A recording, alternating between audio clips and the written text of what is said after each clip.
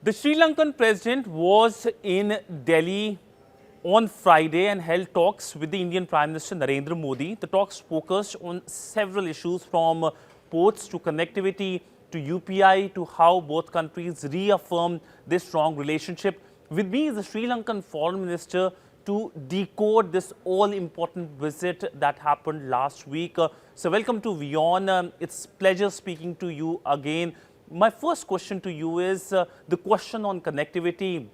We saw extensively the statement, the vision statement talking about connectivity in various formats. But specifically, I would like to begin with the land connectivity. There is a proposal on land connectivity. If you can explain to our viewers what is this proposal like and how this proposal is to be taken forward. And I believe the proposal was given by the Sri Lankan side. Yeah, thank you, Siddhant, for having us. Thank you so that I have an opportunity to talk to your audience. We had a wonderful two-day tour led by our President, Ranil Wickremesinghe. And the discussions centered around the economic partnership, mutual benefit for both countries, and taking the maximum out of the expected economic growth in the region. So in that, if everybody understand, the entire growth is centered around people-to-people contact, whether it's business, social, economic, or educational thing, people are centered around that. That could only happen if you have better connectivity. So connectivity, as you said, there are different forms and shapes. But we thought on the long run, if it's really to make sense of it, like many countries and the regions which are connected each other in various parts of the world, whether in Europe or in the Northern America, or in the Middle East, or in Southeast Asia, connecting with each other could be a good opportunity. One of the focus area of the connectivity has also been the ferry services and also aviation connect. If you can talk about those deliverables, because we have seen focus on aviation connectivity, especially if you can elaborate in both the maritime connectivity and the aviation connectivity. So aviation connectivity is to some extent is well connected. Sri Lankan Airlines fly a different destination within India, and some of the Indian airlines are flying to Sri Lanka. So we would want more airline to fly for both ends. We are open for it. Then, of course, the Alliance airline, which flies from Chennai to Palali in Jaffna, is now flying more frequencies on every day. So that's an area which we want to see more connectivity so that it's affordable for the people to travel from just up and down and connect with each other. The second one, of course, the ferry. We have identified 2 points in Sri Lanka and 2 points in India, so that it takes shape and form in foreseeable future, and very soon, I think. And thirdly, His Excellency Prime Minister Narendra Modi very clearly stated that he would like to see more cruise tourism take place and connecting Sri Lankan and Indian ports in various regions. So these are the forms and shapes we are looking at connecting people. So we hope these will again help to really tap the real potential of tourism and hospitality trade and other forms and shapes. So just one small, perhaps a clarification or another short question on the land connectivity part. I believe that this proposal has to be passed by the cabinet. If you can talk to us about the processes it has to go through Sri Lanka's own system. Yeah, generally, any main decision-making process in Sri Lanka is we can propose any proposal.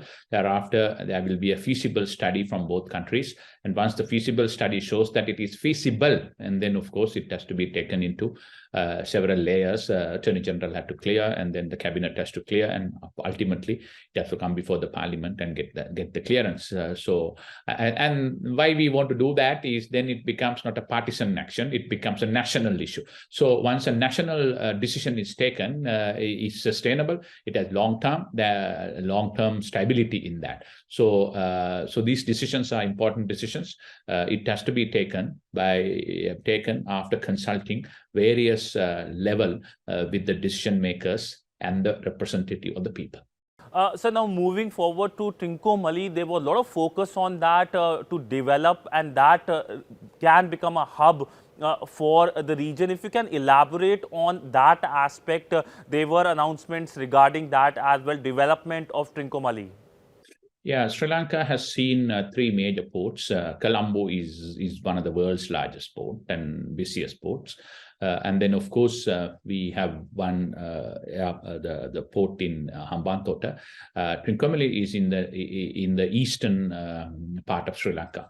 That's a very important port, which is the second deepest natural port in the world. So it's a very strategically located port, and that's easier to connect with the southern part of Indian ports. So we are looking at the whole region of Trincomalee to be developed, and through that to develop the living standard of the eastern Sri Lankans and the northern Sri Lankan. In order to do that, we will, as the government of Sri Lanka, will identify several projects.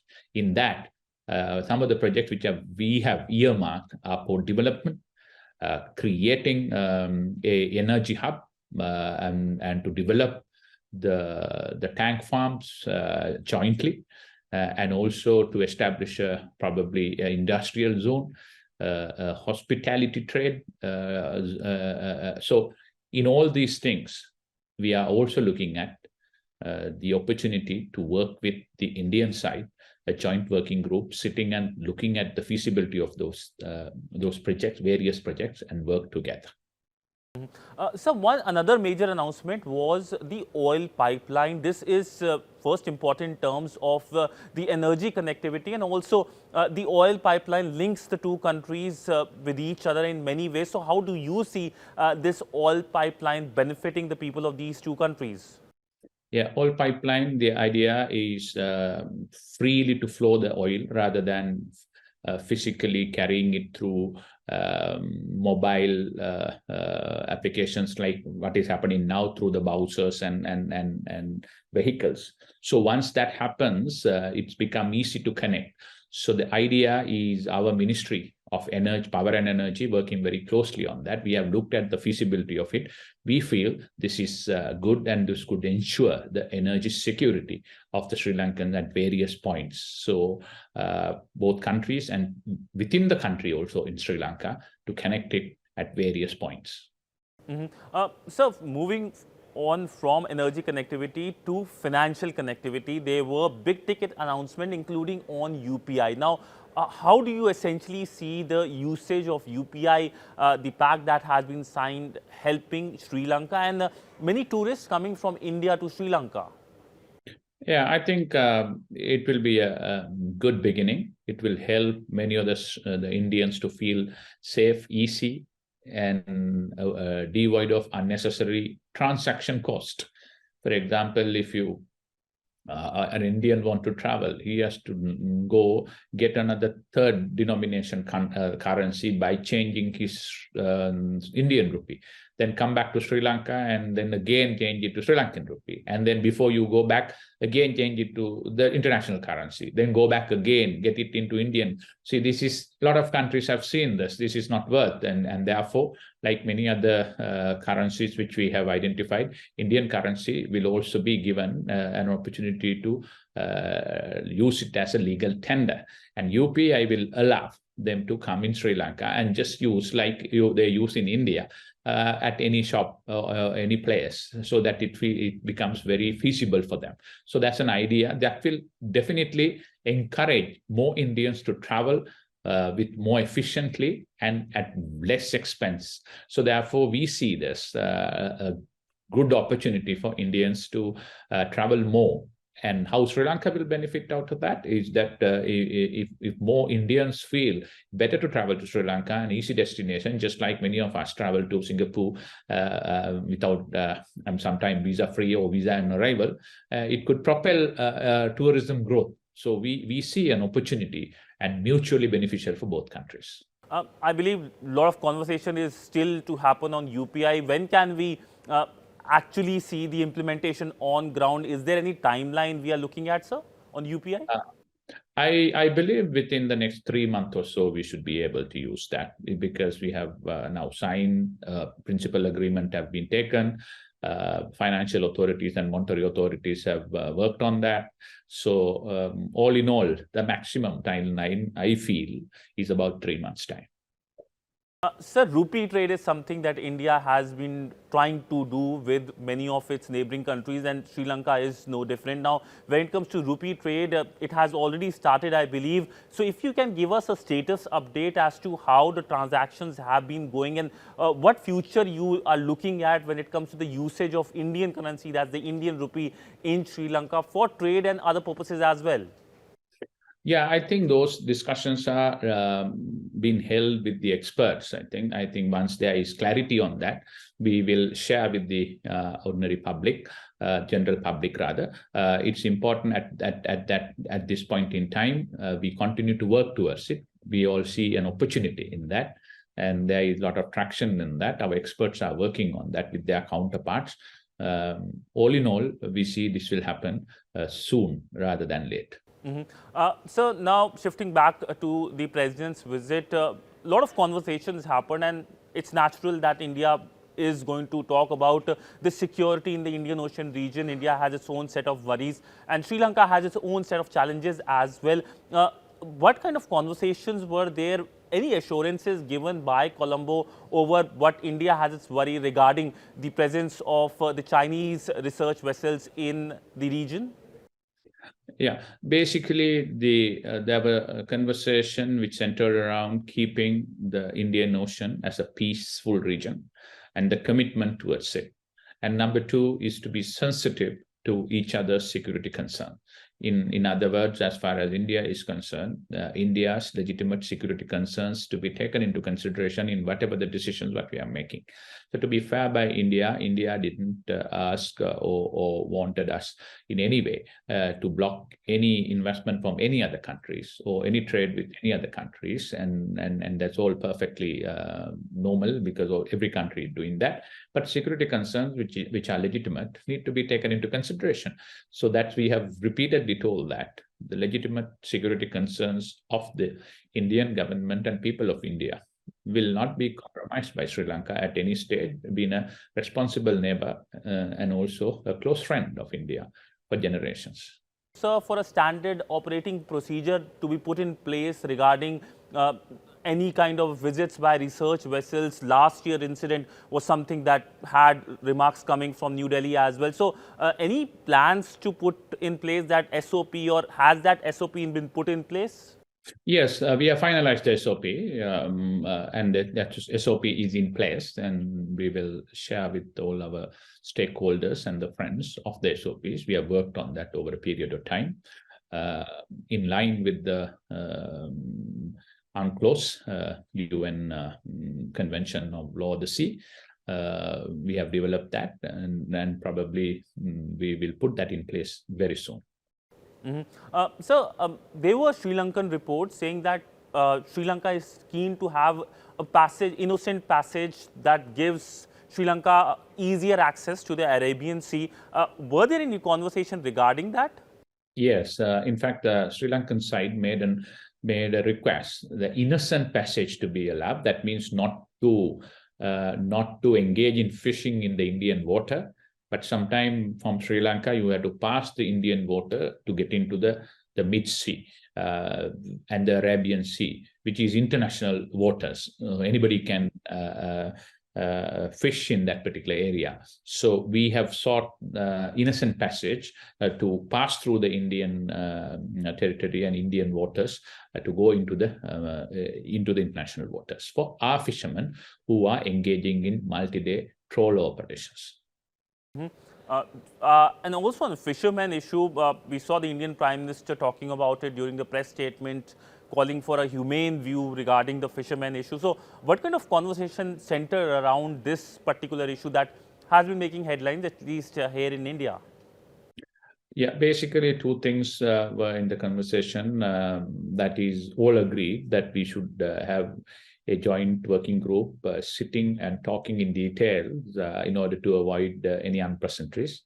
Secondly, Sri Lanka kind of explain the bottom trawling which is taking. Bottom trawling is very dangerous. It just sweeps the seabed, and it could be very dangerous. And in our understanding, the bottom trawling has already done a lot of damage to the seabed on the side of the Indian waters. So now there are a lot of bottom trawlers coming into the international waters and to the Sri Lankan water. That is bad for all, not only for Sri Lanka, for Indian on the long run, because that will kind of destroy our marine the entirety of the marine varieties. So it is bad. So therefore, we explain that concerns that we have and our fishermen have, and I'm sure we should be able to, the fisheries working group, sit and discuss this and finalize it soon. So the economic crisis of last year was something that shocked the region. It shocked Sri Lanka. India played an important role as well. If you can give us an update to our viewers who will be watching your interview as to what is the situation right now in Sri Lanka in terms of economic crisis, and by when can we expect Sri Lanka to come out of this economic crisis which we saw in past few months? No, thank you. Actually, compared to the last year, we have made a lot of progress. We had a plan how to get over this economic crisis. First step was to stabilize the economy, that is to control the inflation and to eliminate the various queues and shortages. Second one is to recovery, and third phase is the growth. So what now we are going through is the second page of recovery. We have started to recover. It's like a vehicle which was going down a precipice, where you first stop that stabilization, then you slowly take it back to the normal level of the ground level, and then you start moving. So we are on the second level. We are come to the ground stage now. We have to now take off. So in terms of that, in other words, we have controlled the inflation which was running around 80%, had come down to, we are very confident it will come down to single figure in July, less than 10%. Rupee has stabilized. In fact, until up to recently, gained about 20%. Now it have already gained for this year about 10 to 12%. Then there are no queues. 24-hour electricity is available. Tourists have started to come back. Our people who are working, the migrant workers in the Middle East and in East Asia, and also from some of the countries in the West, have started sending their money through the normal channels. So our foreign reserves have significantly improved. So Sri Lankan situation is much better than it used to be. You can see that right now, the New Zealand team to the South Asian, the Asia Cup A teams to, so many of cricket matches are taking place. The LPL will take place. Asian Cup will take place. A lot of tourists are coming in. This month, the tourism had picked up very, very well. So we are very, very confident that Sri Lanka is on its path to a moderate recovery. But it's just a first step, a long, long way to go. We understand the gravity of it. And President Wickremesinghe had given leadership to an unprecedented economic reform package in terms of revenue generation, in terms of fiscal discipline, and also in terms of laws which are necessary to curb corruption, and as well as to SOE reforms, that is state-owned enterprises reform, in order to provide a private sector growth engine into the Sri Lanka's growth trajectory. So all in all, we have made some good progress, but a long, long way to go. I could only see some resemblance and similarities of what Indians did in the early 19s when they went through this. They started a reform program. They zealously guarded that. Across the government and party lines, they continue with the same policies as far as the economy is concerned, and you are reaping the benefits now. So we can only learn lessons from that and hope that we will continue to proceed with these reforms in order to achieve the true potential of the Sri Lankan economy. and you personally, sir, for playing an important role in bringing Sri Lanka out of this terrible crisis. But my last question to you, sir, is about the visit again. This visit is being seen as very successful visit by both the sides, by New Delhi and Colombo. But essentially, what next after the visit? Do we expect the Indian Prime Minister to also travel to Sri Lanka, something that many will be awaiting in Sri Lanka, given the close civilization linkages between the two countries?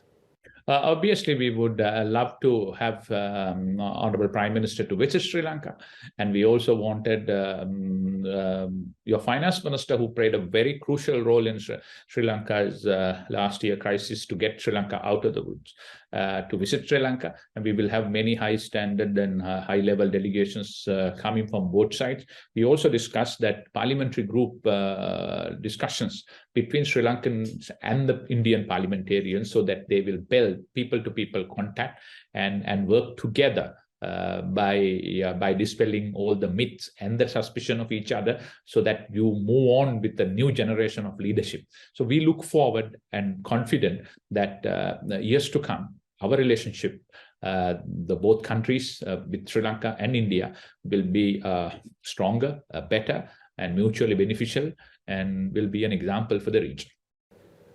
Well, thank you so much, sir, for speaking to WION. It was a pleasure speaking to you, and also get to know about this key visit, the key outcomes, something that will play an important role in bringing Sri Lanka and India much more closer. They are already close, but both sides reaffirming the close partnership and relationship between the two countries. Thank you so much, sir, for speaking to WION.